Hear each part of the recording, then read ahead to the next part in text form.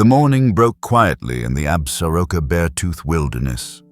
Snow still lay in shaded hollows, even though the valleys were already greening with willow shoots.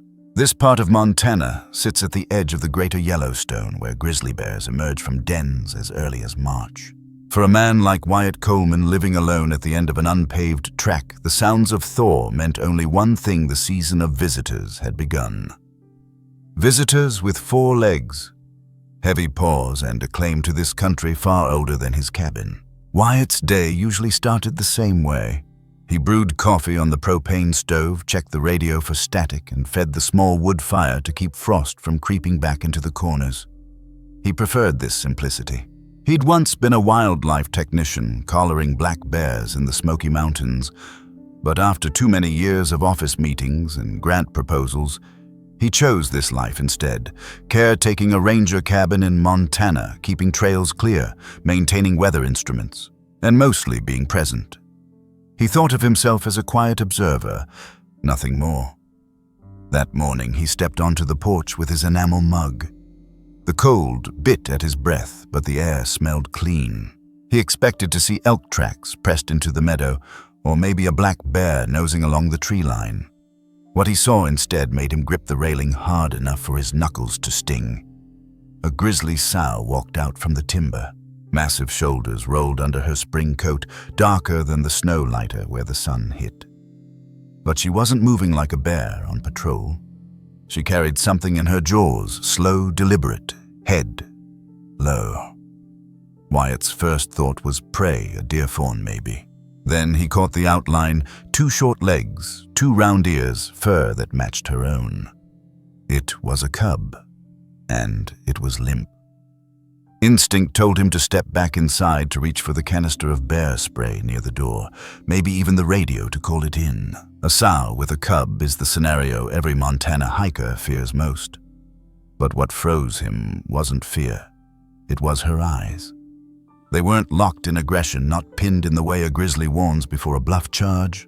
They were fixed on him with something closer to expectation. She walked into the open pores, sinking deep into the wet snow. At the edge of his porch, she stopped bent low and placed the cub at his feet. The little body barely moved. Wyatt saw the tiny chest rise, then falter. A shoulder gaped with fresh injury fur, matted with blood. This cub was still alive, but not by much. It is hard for people to believe that a wild bear might ever choose to come near a human, let alone bring her most vulnerable young. But biologists know that spring is the most dangerous time for grizzly cubs. Males larger and stronger sometimes kill unrelated cubs to push a female back into breeding. Wolves and mountain lions take the weak. Even accidents, falls on steep snow, a broken limb can be fatal. In this high country, mortality for cubs in the first year is often higher than 50%. So why risk bringing a cub to a human? One perspective is that wild animals act on strict instinct. Another, harder to dismiss in moments like this, is that desperation can lead to decisions that look very much like trust. It isn't sentiment in the way people use the word, but survival. The sow, recognizing that her cub had no chance without intervention. Wyatt crouched torn between duty and instinct. Every guideline he'd ever followed said, "Don't touch, don't interfere."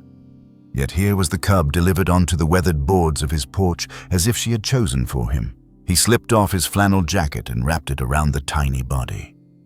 The cub whimpered faintly, the sound thin and broken. Wyatt felt it against his chest like a blow. The mother didn't charge, she didn't retreat, she simply stood, her breath rising in small clouds. Anyone watching might have seen danger. Wyatt saw a standstill built on a single question: would he act? He carried the cub inside, laid him gently on a folded wool blanket by the stove. The cabin smelled suddenly of blood and iodine, a smell that pulled him back to his field days, patching gashes on black bears, sedated for collaring. He'd learned enough to know what mattered most now: warmth and bleeding control. He pressed gauze from an old kit against the wound, hands shaking not from cold, but from the weight of what this meant. Outside, the sow settled into the snow a few yards from the porch. She didn't pace or roar, she simply waited, eyes fixed on the cabin. There's an example often shared among wildlife rehabilitators. A fisherman once found an orphaned cub in Alaska, brought it to a rescue center, and the cub survived, but later grew so habituated to humans that it raided campsites and had to be put down. That case is a lesson: saving a cub is never as simple as bandaging wounds. Every step matters: how much a human touches, how much the animal learns to associate safety with people. Wyatt knew this, which is why even as he fought to stop the bleeding, he kept his voice low and his movements minimal. He wasn't rescuing a pet. He was giving this cub a chance to return to the forest. Often we think of wilderness as a clean divide, us on one side, animals on the other. But that line can blur when survival is at stake. A grizzly mother, one of the most formidable animals in North America, made a choice that crossed the boundary most firmly guarded in nature. And a man who had built his life on solitude now found himself responsible for the fragile breath of a creature whose kind usually kept him at a careful distance. As he checked the cub's breathing ragged but steady, Wyatt reached for the old radio. Static, then silence. Mountains often killed the signal. He cursed softly, then tried again. Nothing. Outside, the mother gave a low chuff, a sound bears sometimes use to soothe cubs. He realized she wasn't just waiting for him. She was listening, every sound inside the cabin reaching her ears. Wyatt thought of the countless wildlife stories he had heard from neighbors. Black bears raiding garbage and red lodge grizzlies breaking into sheds in Cook City. People chasing them with pots and pans. Those stories always ended the same: the bear was removed, which often meant killed. This morning, standing at his porch with the most unlikely request laid before him, Wyatt understood something else. The animals weren't simply intruders. They were co-tenants in the landscape, and sometimes, like now, they were forced into impossible choices. He set the radio down. He would have to climb the ridge behind the cabin where the view cleared enough for the signal to bounce. He glanced at the cub still bundled in his jacket. Then he looked through the window at the mother still crouched in the snow. Every second he delayed meant blood loss. Every second he moved outside carried the risk of her misunderstanding his intent. That moment, man at the threshold, sow, in the clearing cub on the table, wasn't a fable. It was a real choice with real consequences. Wyatt pulled on his boots and coat, tucked the radio into his belt, and stepped outside. The sow's eyes tracked him, her head rising slightly. He raised a hand slowly, not in warning, but in acknowledgement, then started the climb. There's a lesson buried in this scene. Fear tells us to retreat to guard what's ours. Trust is harder, especially when trust means stepping into the open with nothing but thin air between you and a wild grizzly. But sometimes, trust is the only bridge left. The mother had already crossed it by placing her cub at his feet. Now it was his turn. The ridge was steep, his breath burning in the cold. He angled the antenna toward the sky and tried again. The radio crackled. A voice answered faintly. He pressed the transmit button. Voice shaking, "This is Coleman Base Camp. I have an injured grizzly cub. Mother present. Need immediate assistance." The reply was calm but quick. "Copy, Wyatt. Keep the cub warm. Do not attempt transport alone." Team mobilizing, relief hit like a flood. Help was coming, but it would take hours. He descended, careful not to stumble. At the cabin door, he paused. The sow still sat where he had left her, breathing slow clouds. He whispered without thinking, "We'll hold on." And that is where the morning shifted into something bigger than one man, one cub, one mother bear. It became a test of what could happen when lines between species bend under the weight of survival. Wyatt closed the door, returned to the table, and placed a fresh piece of gauze on the wound. Scout, the name had not yet formed, but in time it would stirred faintly. The rhythm of his breaths steadied. Outside, the mother bear did not leave. She had asked for help in the only way she could. Inside, Wyatt had answered not with promises, but with action. The rest of the story would stretch across days, field triage, surgery, recovery, and maybe reunion. But it began, here in a small cabin at the edge of Montana's wilderness, with a question silently passed between human and bear. Can we trust each other long enough to save a life? Hours remained before the rescue team could reach him. Wyatt knew he had to keep the cub alive, keep the sow calm, and keep himself steady. What followed inside that cabin was a fight against time and against the limits of what one person could do alone. Wyatt closed the cabin door softly, the latch left loose so he could move quickly if needed. The cub lay on the wool blanket bundled in his jacket, breathing shallow but present. The sound was fragile, like a flickering flame threatening to vanish. He pressed a hand lightly against the small chest. Still there, still fighting. The sow waited outside.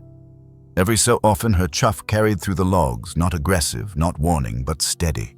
She hadn't walked away, and Wyatt knew she wouldn't until she saw the outcome. He felt the weight of her presence like a second heartbeat in the room. Field triage isn't complicated in principle.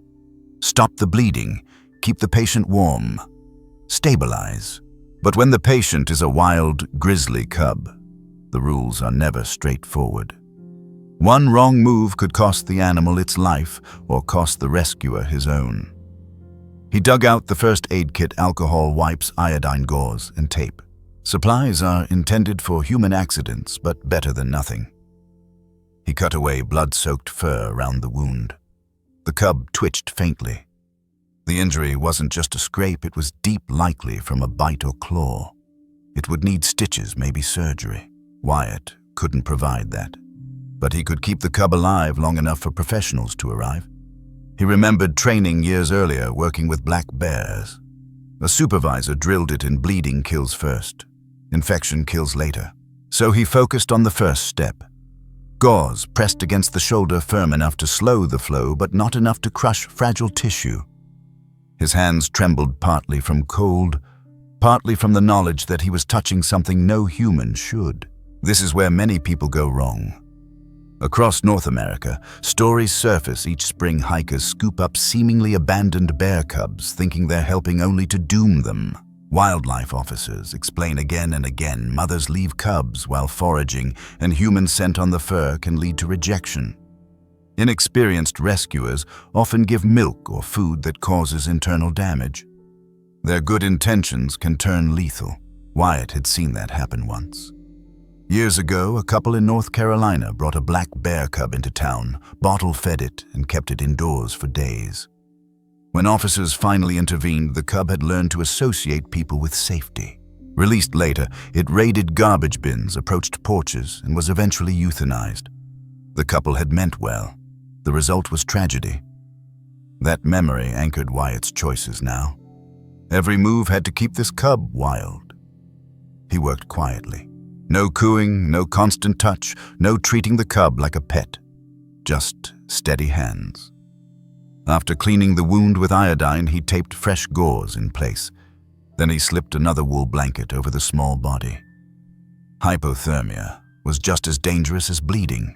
Cubs emerging from dens in spring have thin energy reserves. Lose too much warmth and the body shuts down. The cub's breathing steadied slightly, though still shallow. Wyatt dipped a rag in warm water with a trace of honey and touched it to the mouth. The cub's tongue flicked weakly. A swallow. Then another. Hydration, even in sips, could tip the balance. Outside, the snow shifted, crunching. Wyatt froze. He knew she could smell the honey, the iodine, his sweat. She could break the cabin door if she wanted.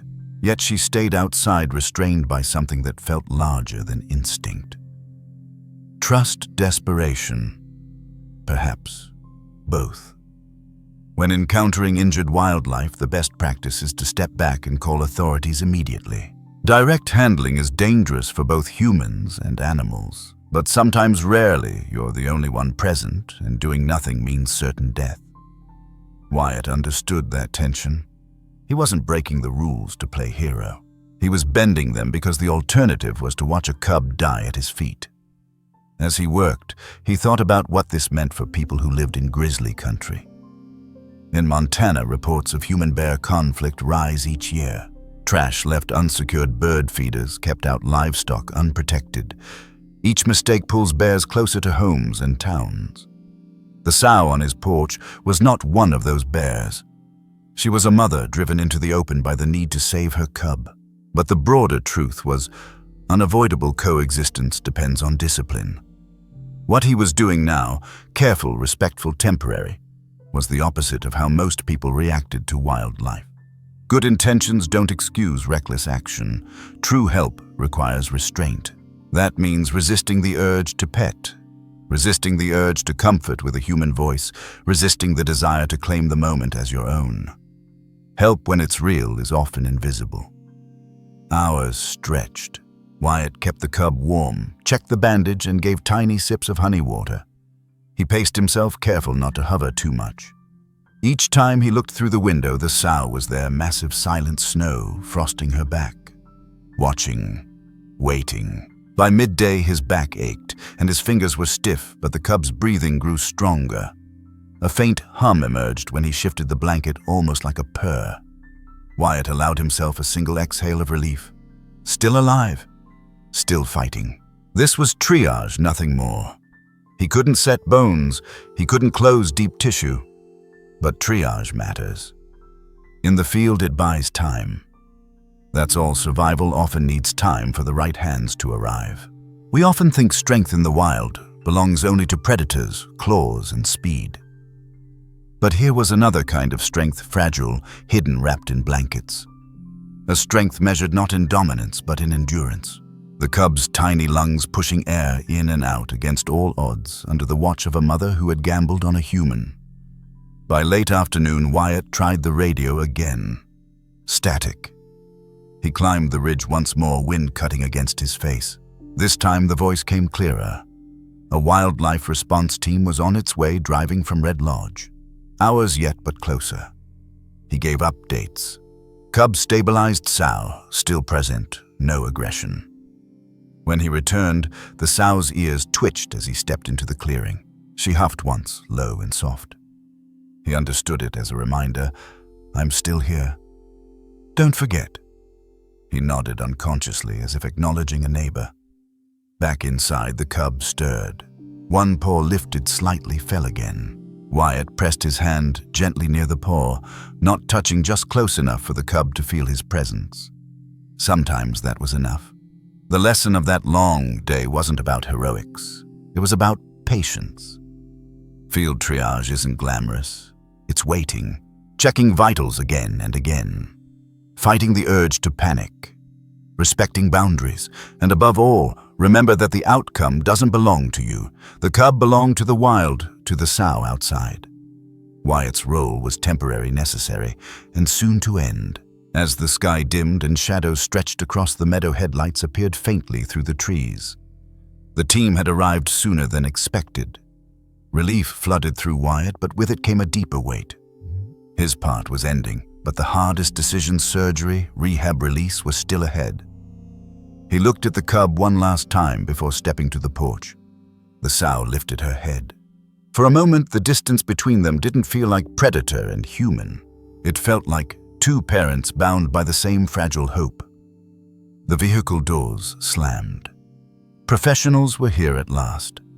Wyatt stepped back, ready to hand over the fragile life he had kept alive. What followed would test not just medicine, but the limits of understanding between species. The headlights of the approaching truck flickered against the trees, but Wyatt barely noticed. His eyes were drawn to the clearing where the sow still waited. She hadn't left all day. Snow clung to her shoulders, breath steaming in the cold. She had trusted him enough to place her cub on his porch, and she trusted him enough now to sit hour after hour while humans drew near. That decision begged the question, why would a grizzly mother, a creature defined by her protective ferocity, take such a risk? The answer lies in both biology and circumstance.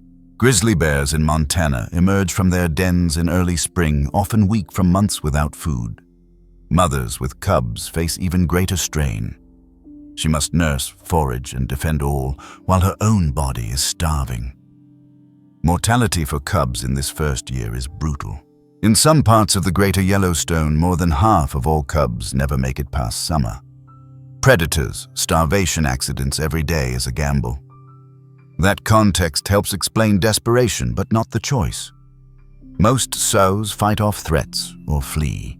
They do not walk deliberately toward humans. Yet sometimes the impossible becomes the only option. When males patrol valleys, infanticide is a constant threat. Wolves move along river corridors, snowstorms close travel routes. A mother, cornered by circumstance, may gamble differently.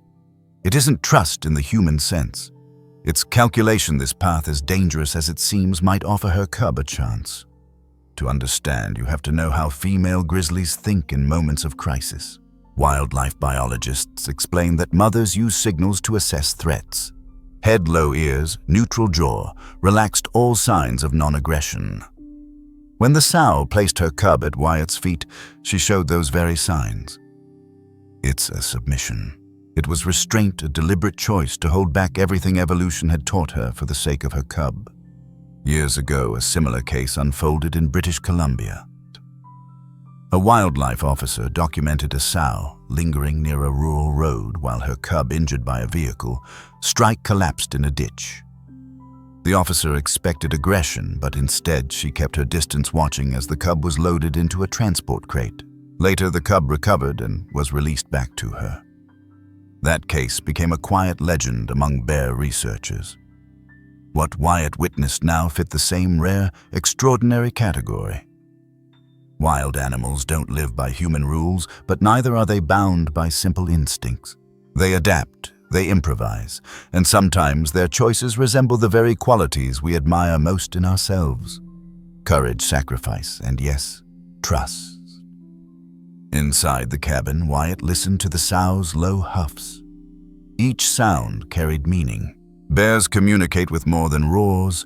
They use posture, breath, and silence. What she conveyed was clear enough. I am here. I will not harm you.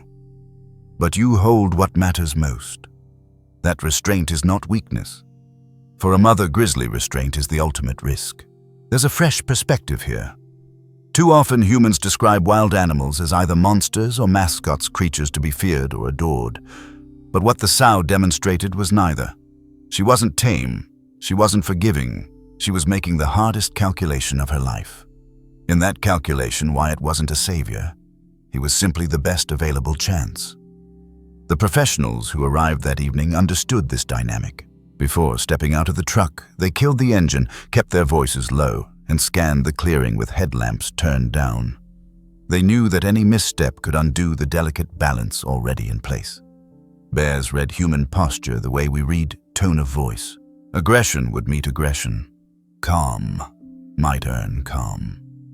Dr. Nora Kim, the wildlife veterinarian leading the team, whispered as she unpacked supplies. It's extraordinary she hasn't left, she said. She's giving us a window and we can't waste it. Her words carried the weight of decades of experience. She had treated countless animals, but rarely under the direct gaze of a mother grizzly waiting just outside the light. Wyatt nodded. He'd spent the day holding that balance. Now the team would take over. Yet even as relief washed through him, he felt awe. This wasn't only about survival. It was about witnessing a boundary crossed, one that biologists sometimes theorize about but seldom see. Coexistence is not a dream but a fragile reality that depends on choices made in desperate moments. She chose not to attack. He chose not to turn away. That narrow corridor of mutual restraint allowed the cub to cling to life. But here's the lesson Wyatt carried deeper than any risk runs both ways. The sow risked her cub to human hands. He risked his safety to answer. True trust always requires risk. Without it, the divide remains absolute. With it, however briefly, species can meet in a space neither owns but both share. Dr. Kim crouched over the cub, checking the bandages Wyatt had placed. She nodded once. You bought him time, she whispered. That's everything. Outside, the sow shifted again, snow scattering under her paws. She must have heard voices, sensed motion, smelled antiseptic. Yet, still she waited. As the team prepared for transport, Wyatt stepped onto the porch. The sow's eyes caught the glint of lamplight. He raised a hand slowly, the same gesture he had used earlier. Not command, not dominance, just recognition. For a heartbeat, the clearing felt suspended in silence. Then the sow lowered her head again as if granting passage. Fresh perspective blooms in such moments. We often think of wilderness as chaos, a place where survival belongs only to the strongest. But survival often belongs to those willing to adapt, to shift boundaries, to take risks that defy instinct. This mother's choice, as dangerous as it appeared, was an act of adaptation, an act that redefined strength as more than muscle and teeth. Wyatt followed the team inside as they loaded the cub into a transport crate lined with straw and blankets. The cub whimpered faintly, and the sow answered with a low moan that carried through the walls. The sound rooted itself in Wyatt's chest. It was more than communication. It was a tether across the divide, a reminder that whatever humans did next, they carried a responsibility measured not in headlines, but in lives. As the truck doors shut and the engine started again, Wyatt stood at the porch a moment longer. Snow fell lightly, flakes catching in the beam of the headlights. The sow remained in the clearing, massive and still.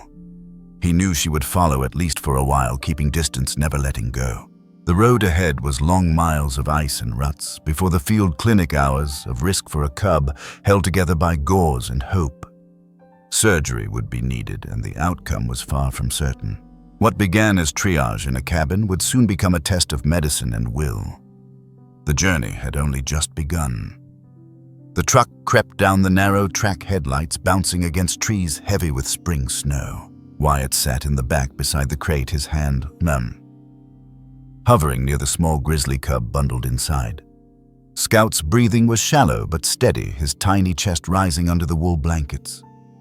Every bump in the road jolted Wyatt's nerves. Ahead, the Sioux had melted into darkness, but no one doubted she was near pacing the timber line as the humans carried her cub away. Transporting a wild animal is never simple. Wildlife teams follow strict rules, minimize noise, avoid direct eye contact, keep scents neutral, and move with calm efficiency. Scout's crate was secured with straps lined with straw to prevent rolling. A portable heat pack kept him warm. Every detail mattered. A mistake here could mean shock re-injury or panic that drains what little strength he has left. Half an hour in the road ended in a washout. The storm a week earlier had carved a gully through the dirt, leaving no way for the truck to pass. Wyatt and two officers lifted the crate between them, boots slipping on frozen mud. Each step was a test of balance. Scout whined softly, and Wyatt murmured, "Hold on." They carried him for nearly a mile before another vehicle met them on the far side to continue the journey. The sow never showed herself, but tracks in the snow revealed her silent shadowing.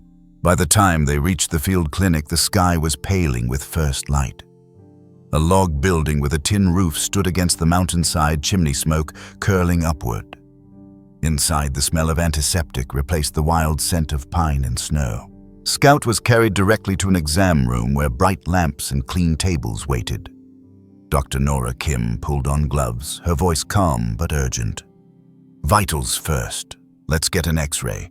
We need to see what's happening under that shoulder." Wyatt stood back, though every instinct wanted him closer. He had done his part. Now it was in their hands. The machine whirred. Black and white images appeared on the screen. There it was, clear and unforgiving. A fracture through the scapula, clean but displaced. Without intervention, Scout would never climb, never run. In the wild, that meant death. With intervention, there was hope. This is where science meets gamble. Surgery on a bear cub carries risk. Anesthesia can slow the heart too much. Infection can spread quickly. Hardware can fail as bones grow, but doing nothing guarantees failure. Dr. Kim explained it plainly. We place a plate. If it holds, he heals. If it doesn't... She didn't finish the sentence. She didn't need to. Here's an explanation worth pausing on. In wildlife medicine, the rule is least intervention necessary. Every added procedure increases risk and cost to wildlife. But when the injury directly prevents survival, intervention becomes the only ethical choice. Scout's broken scapula was such a case. Surgery wasn't optional. It was the line between a cub who might roam the forest again and one who would never leave captivity. Wyatt thought of another story, a black bear cub he'd once heard about in Minnesota. Struck by a vehicle, its leg was fractured. Rescuers chose not to operate, hoping nature would heal. The cub limped permanently, unable to forage efficiently, and eventually subtly starved. That outcome haunted biologists for years. This time, they would not leave it to chance. The whiteboard in the exam room became a plan. Dr. Kim sketched a simple diagram: fracture line, metal plate, and screws. Weeks of recovery, she said. First toe touch, then gradual weight bearing. If infection stays away, he'll be back in the wild by midsummer. The words sounded clinical, but her eyes betrayed hope. The right path often isn't the easiest. Carrying Scout into surgery meant risk. It meant hours of uncertainty. But survival rarely rewards hesitation. Courage.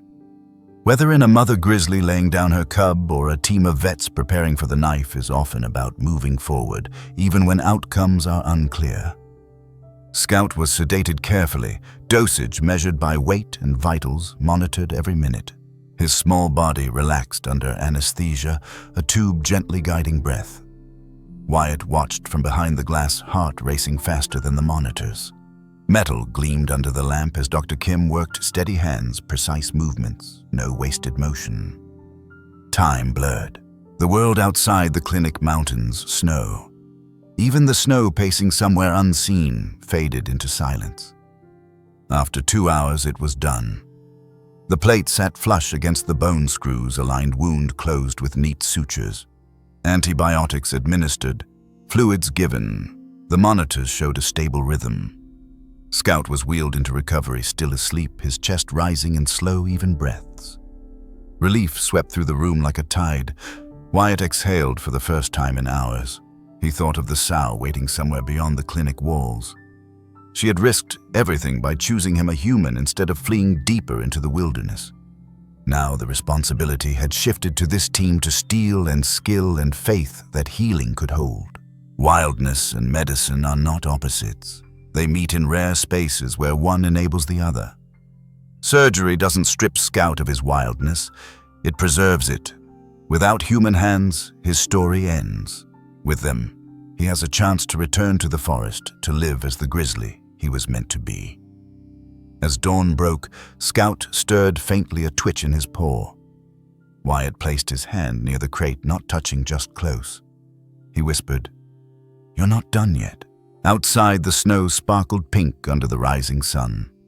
Somewhere in the trees, the sow waited, unaware of the metal plate, now holding her cub's shoulder together, but aware, surely, that the heartbeat she had nearly lost was still alive. Surgery was only the first battle. Healing without losing wildness would be harder still. The next weeks would test not just medicine, but discipline, how to care for Scout without making him dependent on the very hands that saved him. Scout survived the knife. The plate held. His breathing steadied. But surgery was only the beginning. Survival meant recovery, and recovery came with a rule more fragile than any suture: heal him without teaching him to love human hands. Wyatt stayed near, but the wildlife team took charge. They had done this before. Nursed eagles back from wing fractures, patched up mountain lions, hit by cars, and bottle-fed orphaned black bear cubs when no sow was found. Every case taught the same truth: touch too much comfort too freely, and you risk creating an animal that can't go back. For a grizzly bear, that mistake doesn't end in a sad story. It ends in a death sentence. So rehab began with distance. Scout was kept in a straw-lined pen behind the clinic, roofed to block direct sun walls high enough to reduce line of sight. Wyatt and the others wore scent-neutral clothing, avoided speaking, and moved quietly. Food was left in natural ways, chunks of meat tucked under logs, roots scattered in snowberries frozen in blocks of ice. Even water was placed, so Scout had to paw and sniff for it, not just lap from a bowl. Healing bones required protein and time. Healing instincts required creativity. Wildlife rehab centers across North America follow strict protocols to prevent habituation. The goal is survival in the wild, not comfort in captivity. Cubs must learn to forage, climb, and avoid people. That means minimizing human imprint. In Scout's case, it meant Wyatt couldn't stroke his fur or murmur reassurance, no matter how strong the urge.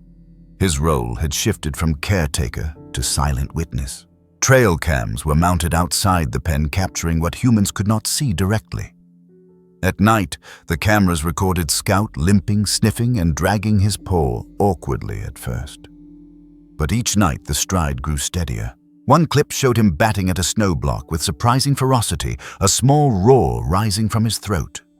Another showed him curling into the straw, with eyes half closed, exhaustion overtaking him, but life still burning inside. The sow reappeared too. Fresh tracks circled the clinic perimeter. In one night vision clip, her massive frame moved like a shadow among the trees, never closer than 60 yards, but always near. She didn't abandon him. She adapted, waiting at the margins of human space, trusting the cub's fate to hands she couldn't understand. There's an example that underscores how critical this balance is. In Colorado, a black bear cub was once raised by hand after its mother was killed. Volunteers cuddled it, bottle-fed it, and treated it like a pet. When released, it approached hikers without fear, searching for food. Within weeks, it was euthanized for dangerous behavior. That cub had healed physically but lost its wildness. The mistake wasn't love. The mistake was misdirected love.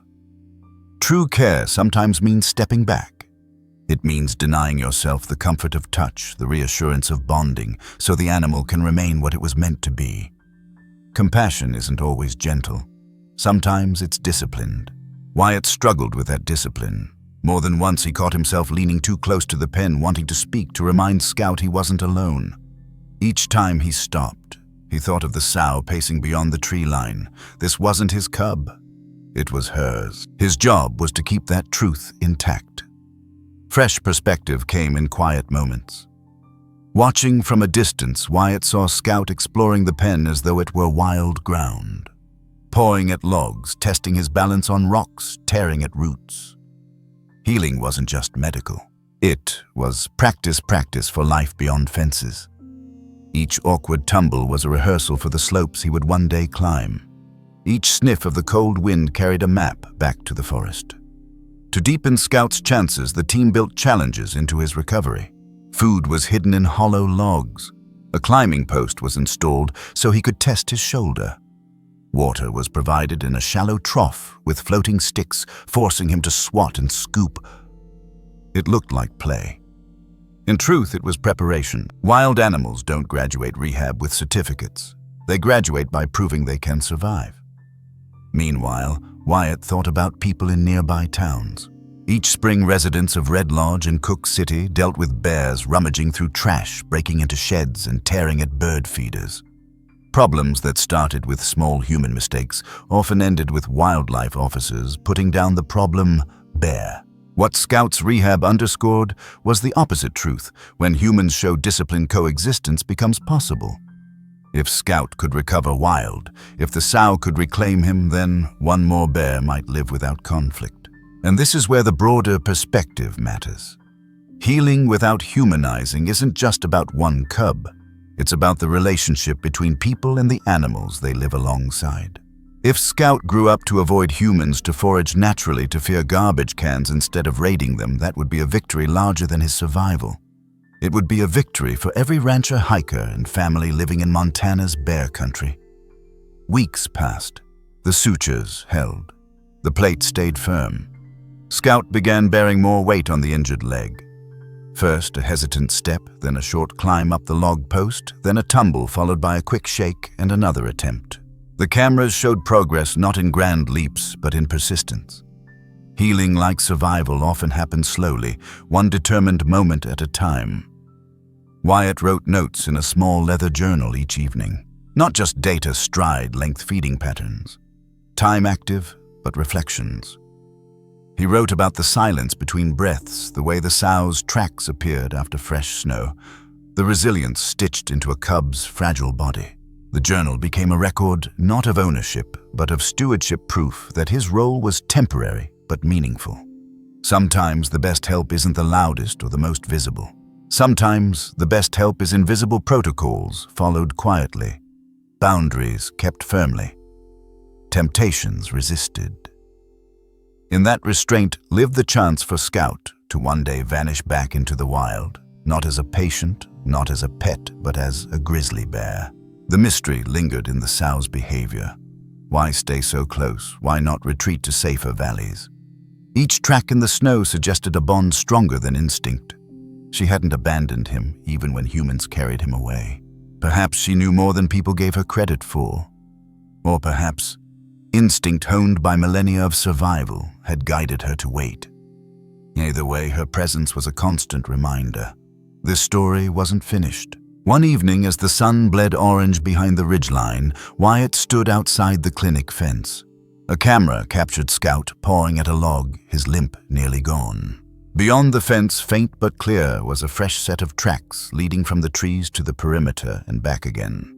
The sow was still watching. The circle hadn't broken. Scout was stronger, but strength alone didn't decide the future.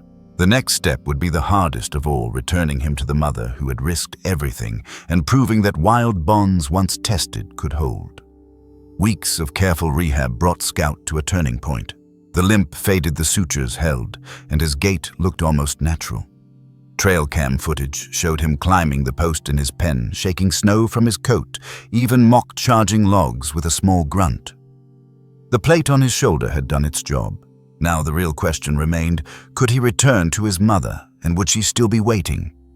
Releases aren't decided on feeling. They follow the criteria. A cub must bear full weight forage independently, show no attachment to humans, and respond instinctively to natural cues. Scout checked each box. Still, one condition hung heavier than the rest, the mother. Without her, his chance of survival dropped sharply.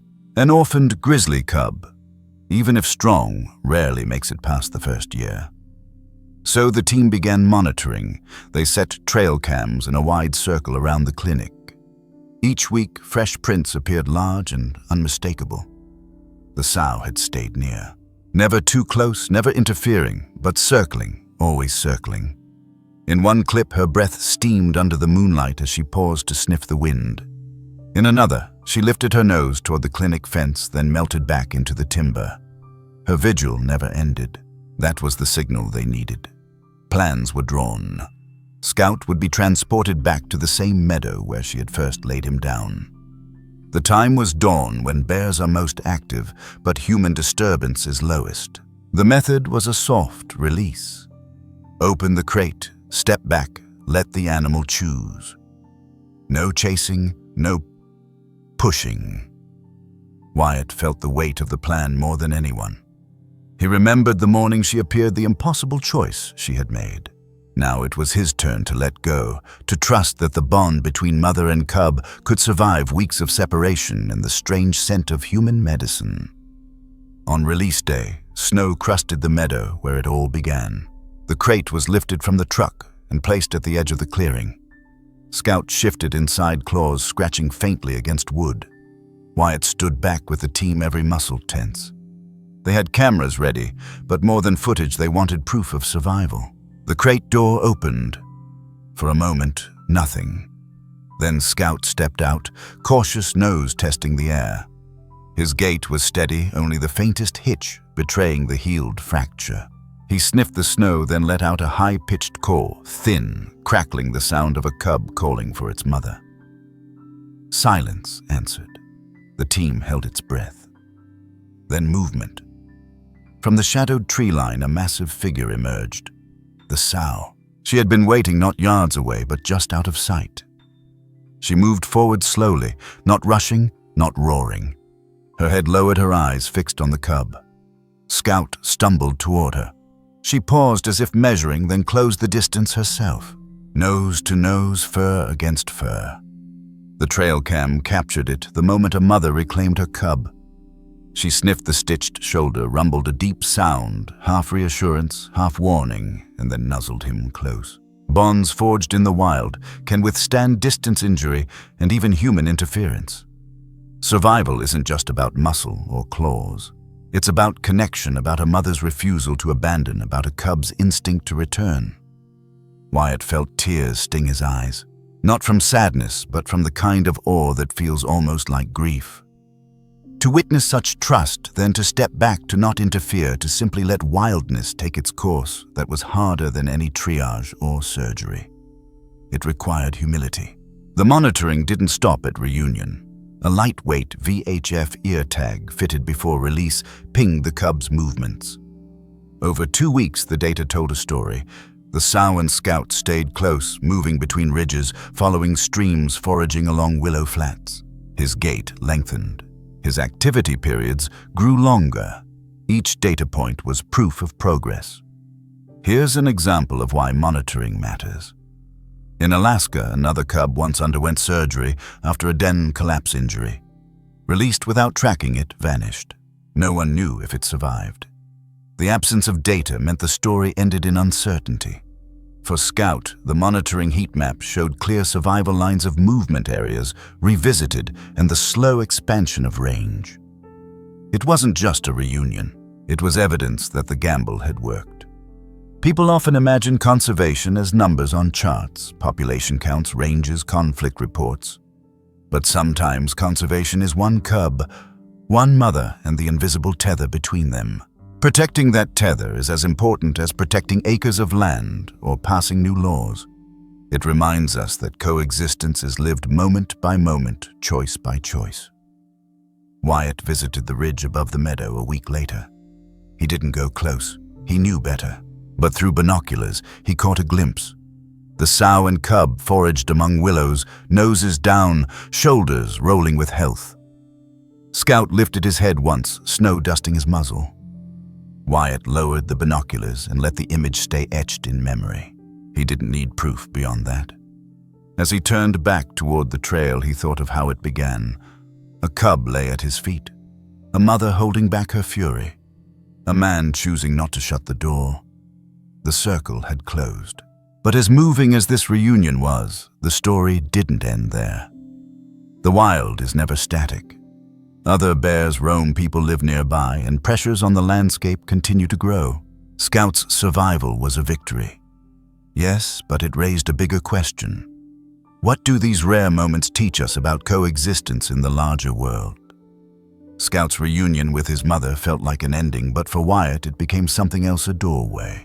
One cub had survived, but the question stretched far wider. How often does this happen? What does it mean for the future of grizzly bears in Montana? And what responsibility falls on the people living in the same valleys and ridges? The greater Yellowstone grizzly population has climbed slowly since the 1970s. Once nearly gone from the lower 48 protections under the Endangered Species Act, helped them rebound. Today, around 1,000 bears roam this ecosystem, pushing outward into valleys where people farm, hunt, and build homes. With recovery comes tension.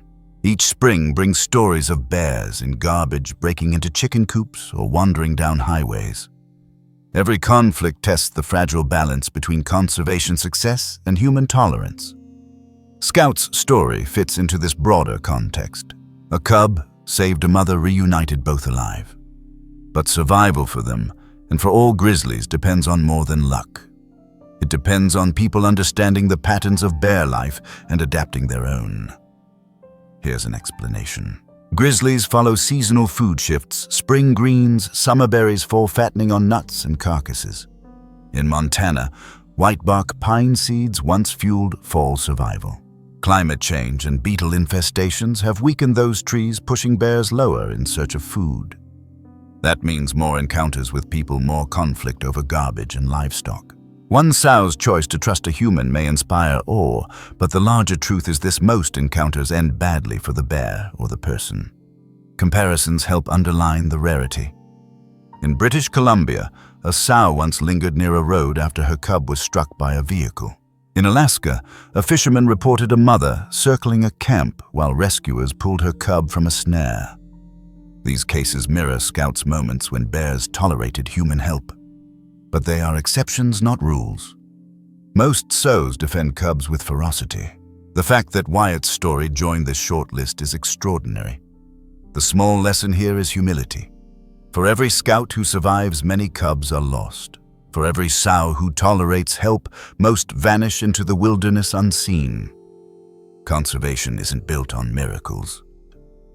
It's built on steady, unglamorous work, securing trash, fencing chickens, carrying bear spray, reporting injured animals through proper channels. What could have gone wrong? Plenty. The sow could have charged Wyatt, leaving tragedy instead of trust. The surgery could have failed.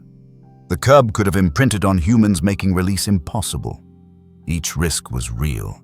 That they did not happen is remarkable, but it also shows the razor-thin margin where coexistence lives. To tell this story without the risks would be dishonest. To honor it, we must admit how close the line was. Wyatt learned this when local reporters came calling. Headlines spoke of the miracle cub. Letters poured in praising courage and kindness. But Wyatt corrected them gently. It wasn't courage, he said. It was caution. It was patience. And a lot of luck.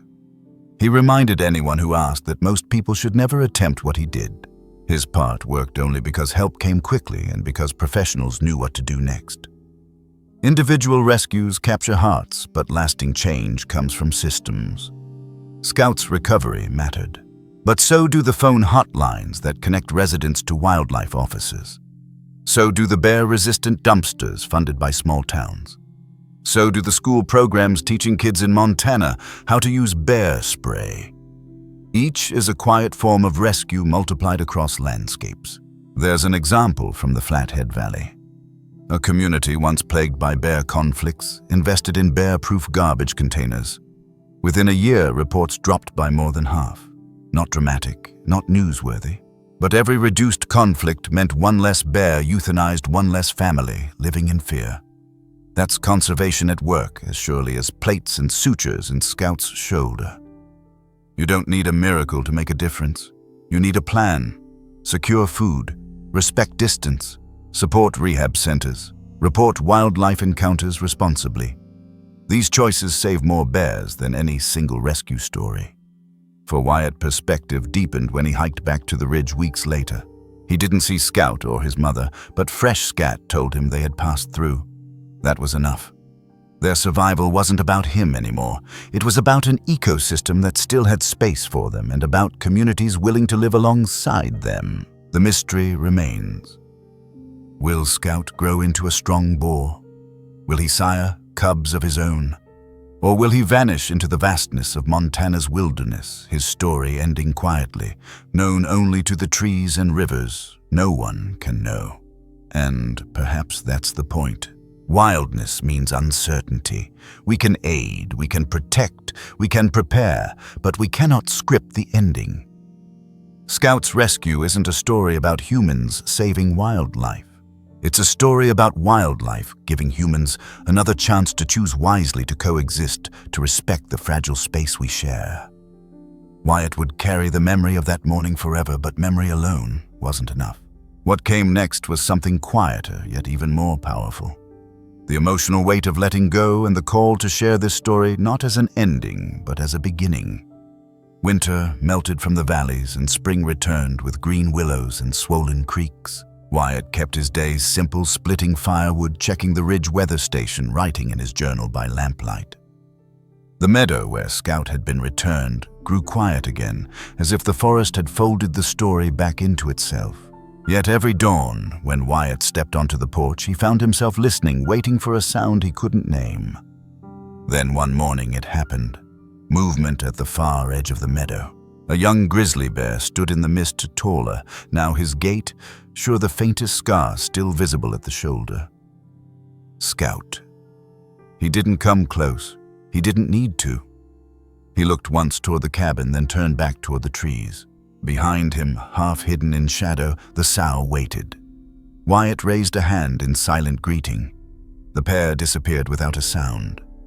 It was over in minutes. But the meaning lingered.